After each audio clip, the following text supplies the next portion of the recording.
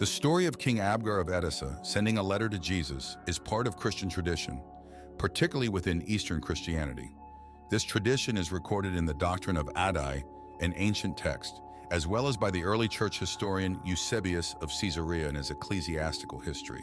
According to this tradition, Abgar of Edessa, the king of Edessa, modern-day Urfa in Turkey, heard of Jesus' miracles and wrote to him, asking for help to heal him from an illness. In return, Abgar offered Jesus refuge in his city. The letter and Jesus' reply were transcribed by Eusebius in the early 4th century, although the original letters have not been found. Eusebius' account includes the following. Abgar's letter to Jesus. In this letter, Abgar acknowledges Jesus' healing powers and expresses faith in him. He invites Jesus to come to Edessa to heal him and offers his city as a safe haven. Jesus' reply.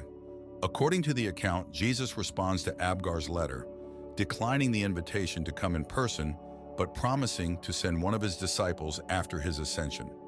This disciple is later identified as Thaddeus, one of the 70 disciples, who goes to Edessa and heals the king. In this video, we will unveil the exact messages of both letters and discuss some aspects of their authenticity so that our viewers can judge for themselves. Let's begin with the authenticity. The authenticity of this correspondence has been a matter of debate among historians and theologians. While some regard it as a pious legend without historical basis, others see it as an indication of early Christian missionary activities in the region. The language used in both letters, according to Eusebius for historical context, was Syriac. Syriac is a dialect of Middle Aramaic that was widely used in the region of Edessa, modern-day Urfa, Turkey, during the time of King Abgar V and Jesus. Aramaic in its various dialects was the common language spoken by many people in the Near East during the 1st century AD, including in Judea where Jesus lived. As mentioned, Eusebius of Caesarea, who recorded these letters in his ecclesiastical history, encountered them in Syriac, which was the administrative and literary language of Edessa. He then translated them into Greek for his historical work. The use of Syriac aligns with the historical and geographical context of Edessa and the surrounding regions during that era, supporting its authenticity. However, skeptics argue that Jesus spoke Aramaic, not Syriac. It is plausible that Jesus could have dictated the letter to be translated into Syriac by someone else. Even if it wasn't written by his own hand, the words would have come from him. Syriac and Aramaic are closely related languages, akin to how Italian and Spanish are related. Even if the original correspondence was in Aramaic, it likely would have been translated into Syriac upon reaching the kingdom of Abgar. Regardless of its historical accuracy, the story of King Abgar and his correspondence with Jesus remains an important part of Christian tradition, particularly in the Syriac Christian heritage. Now let's look at the letter King Abgar sent to Jesus. Abgar Ukama, ruler of Edessa, to Jesus the good physician, who has appeared in the country of Jerusalem, greeting. I have heard the reports of you and of your cures as performed by you without medicines or herbs. For it is said that you make the blind see and the lame walk, that you cleanse lepers and cast out unclean spirits and demons, and that you heal those who are tormented by long diseases and raise the dead. And having heard all these things concerning you, I have concluded that one of two things must be true. Either you are God, and having come down from heaven you do these things, or else you, who do these things, are the Son of God. Therefore I have written to you to ask you if you would take the trouble to come to me and heal the disease which I have. For I have heard that some are murmuring against you and are plotting to injure you. But I have a very small yet noble city, which is great enough for us both.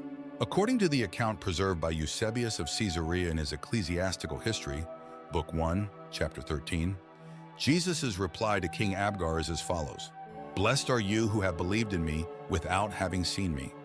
For it is written concerning me that those who have seen me will not believe in me, and that those who have not seen me will believe and be saved. But in regard to what you have written to me, that I should come to you, it is necessary for me to fulfill all things here for which I have been sent, and after having fulfilled them, to be taken up to him who sent me. But after I have been taken up, I will send to you one of my disciples, that he may heal your disease and give life to you and yours. In this reply, Jesus acknowledges Abgar's faith, despite not having seen Jesus in person. He also explains that he cannot come to Edessa because he must complete his mission on earth.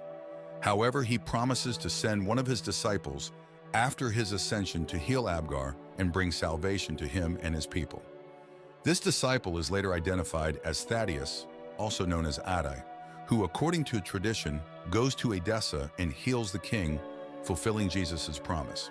The letter from Jesus to King Abgar, as well as Abgar's letter to Jesus, are not preserved as original documents, but are known through historical texts, primarily the works of early Christian writers. The most notable source is Eusebius of Caesarea's Ecclesiastical History, written in the early 4th century. Eusebius claims to have found the letters in the archives of Edessa and transcribed them to Greek in order to preserve its message. If you enjoyed this video, be sure to hit the subscribe button, like, and leave a comment to multiply your blessings. You can also download the free ebook, 20 Secrets to Attract Good Luck, from the description below. See you on the next video.